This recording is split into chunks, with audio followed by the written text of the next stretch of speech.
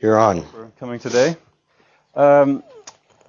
I suppose the genesis of our project began, or was largely inspired by the Earth Summit in Johannesburg in 2002. And the big idea that came out of that in the media was that for everyone in the world to live the standard of living as your typical European would require the natural resources of 3 planet Earths, which we do not have, even more if everyone lived like an American. Our organization set out working on one aspect of looking at sustainability, and that was plastics. We all rely on plastics, like it or not.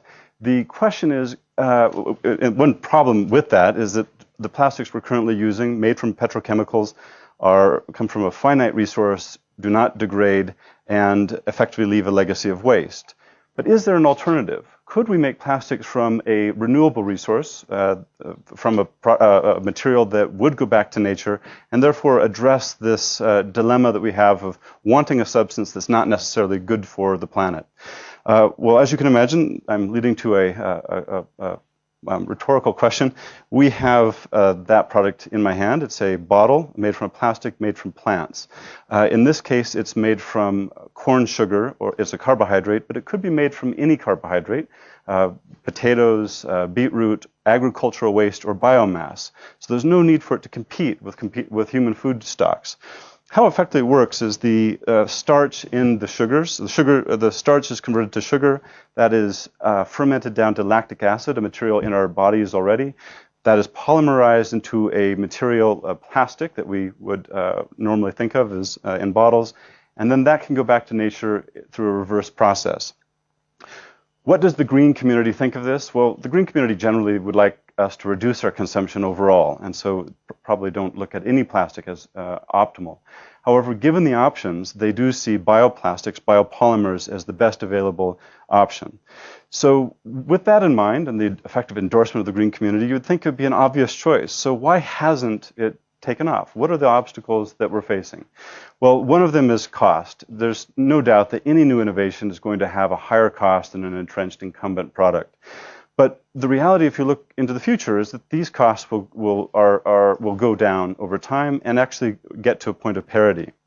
The next question then is, well, we actually feel there's another part of the cost, which is that there are hidden health costs to using traditional plastics that aren't often talked about because we don't want to know, like our mobile phone, radiation, what have you.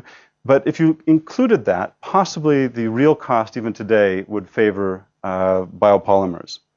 Another area where there's barrier to success is the waste industry. There's also a huge opportunity. But the barrier, the initial one, is the recycling industry. They have said, well, you know, this new technology, even if it's eco-friendly, it's contaminating our recycling stream.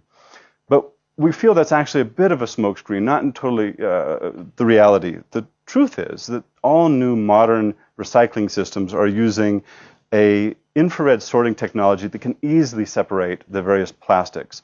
So ours will not contaminate traditional plastics. However, the recycling industry has not been, quick to modify with that in mind, and so that's one of the challenges we face. Another opportunity in the waste stream is landfill.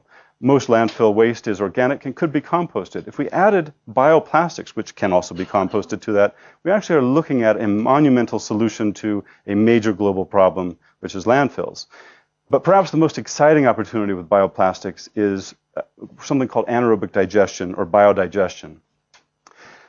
If bioplastics and organic waste are fed to methane-generating microbes, what comes out is a gas that can be burned and turned into renewable clean energy. The carbon footprint of that, given in the one hand, bioplastics absorb CO2 when the plants are grown. On the waste side, they can create a clean energy. The carbon footprint of bioplastics is profoundly lower than traditional fossil fuel-based plastics. So there's a climate change argument, a considerable one as well.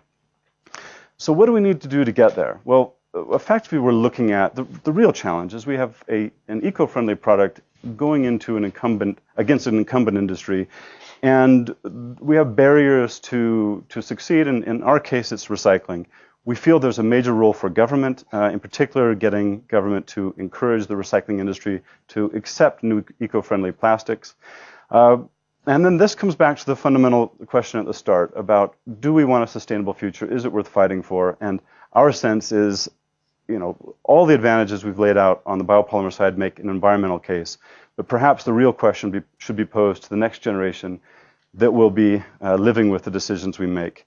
So I've come here to ask your input into the one question I'd like to get your feedback on is, what can we do to encourage other parts of the waste industry to more readily accept new, not only our particular product, but other types of eco-friendly packaging that are just on the horizon and that we really want to give a fighting chance? Thank you very much.